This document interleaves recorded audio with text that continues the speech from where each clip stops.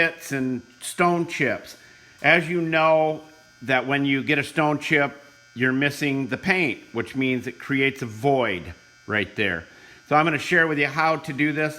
The next video that we do will be how to color this, and you'll have to see that video because it's mind-blowing how we color these pits that we're going to be filling today.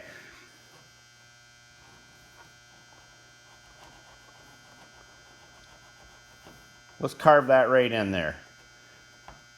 Hope the customer doesn't mind. There, now we got ourselves a nice big scratch. Take our razor blade and go over that, knock the stuff off it. All right, here we go. You're going to need a razor blade. You can use one of these holders for your razor blade or not. A lot of guys use the spreader boards. We're not going to use a spreader board. I think they're a waste of time on pits and small scratches. Now we've got our lacquer thinner on. We just clean this area up right here. That gets all the oil and grease off.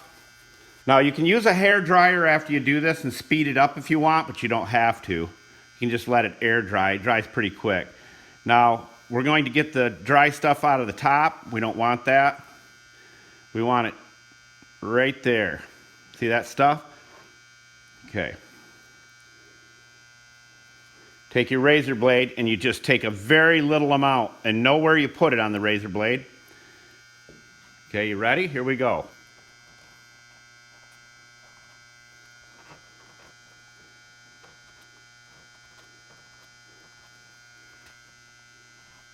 Hold the blade flat. Scrape off the excess. Now, once that dries, if you can still feel it, then you'll do it again with your putty.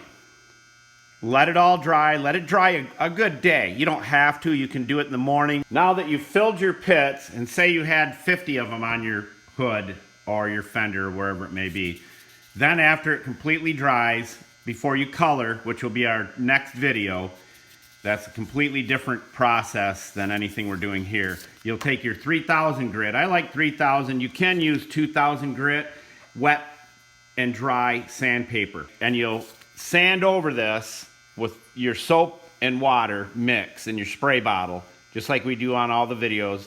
2 tablespoons of dish soap in a spray bottle with cool water will work just fine. Spray it on and sand it down. All this will come off and all you'll see are these red dots in the scratch where we filled it. Then if you can feel it, then you fill those you can feel again with your spot putty and let it dry and then sand it down again. It's that simple. Then you're ready to color.